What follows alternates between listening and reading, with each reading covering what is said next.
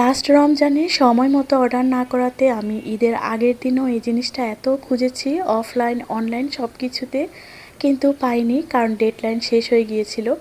আর এই কোরবানি ঈদে সময়ের আগেই আমি সেই জিনিসটা পিয়ার হিসেবে পেয়ে গিয়েছি। শুনতেই কি অবাক লাগছে তাই না? আর এটা মেহেদি ছাড়া কি হতে পারে বলো? এটা প্রত্যেকটা মেয়েরই অনেক পছন্দের জিনিস, আর আমার তো অনেক পছন্দের। যাই হোক, এটা এসেছিল আরও কয়েকদিন আগে, কিন্তু আমি অসুস্থতার জন্য লাগাতে পাইনি। ভেবেছিলাম একদম লাগিয়ে সুন্দর করে তারপর রিভিউটা দিব, দেখি কালারটা কেমন আসে। তো গতকালকে একটু সাহস করে লাগিয়ে ফেললাম। ধরতে গেলে নিজের হাতটাকে অনেকদিন পরে একটুখানি অ্যাক্টিভ করে নিলাম। আসলে অনেক দিন ধরেই তো আমার প্র্যাকটিস নাই, তাই একটুখানি কষ্ট হয়েছে। তবে আমার মেহেদিটা কিন্তু বেশ পছন্দের, আর এমনিতেও অর্গানিক মেহেদি আমার অনেক পছন্দের।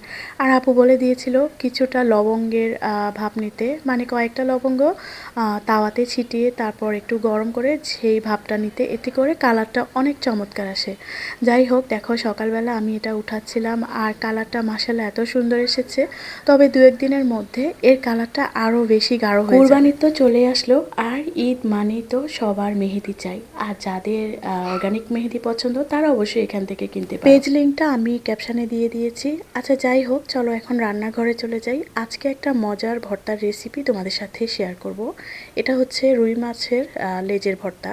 নর্মালি বাসায় যখন রুই মাছ আনা হয়, এটার লেজটা কেউ খেতে চায় না। আর অনেকগুলো রুই মাছের লেজ যখন জমা হয় তখন আমরা কোনো কিছু দিয়ে ভর্তা করি, না হয় এভাবে শুধু মাছ দিয়েই ভর্তা করি।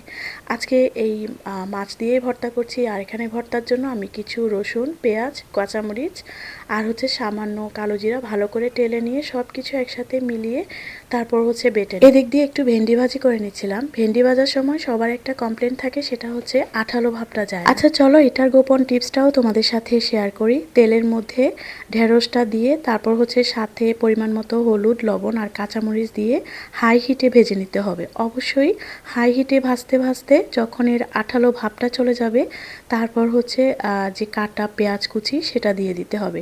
আর পেঁয়াজ কুচি দিয়ে কিন্তু একদম লো হিটে বা নর্মাল একটা হিটে ভেজে নিতে হবে, মানে খুব বেশি হিট দেওয়া যাবে। এভাবে ঢেঁড়স ভাজলে আলাদা একটা টেস্ট পাওয়া যায়। যাই হোক, তোমরা বাসায় অবশ্যই ট্রাই করবা। আর আজকের ব্লগটা এখানে শেষ করছি। ভালো থেকো, আল্লাহ হাফেজ।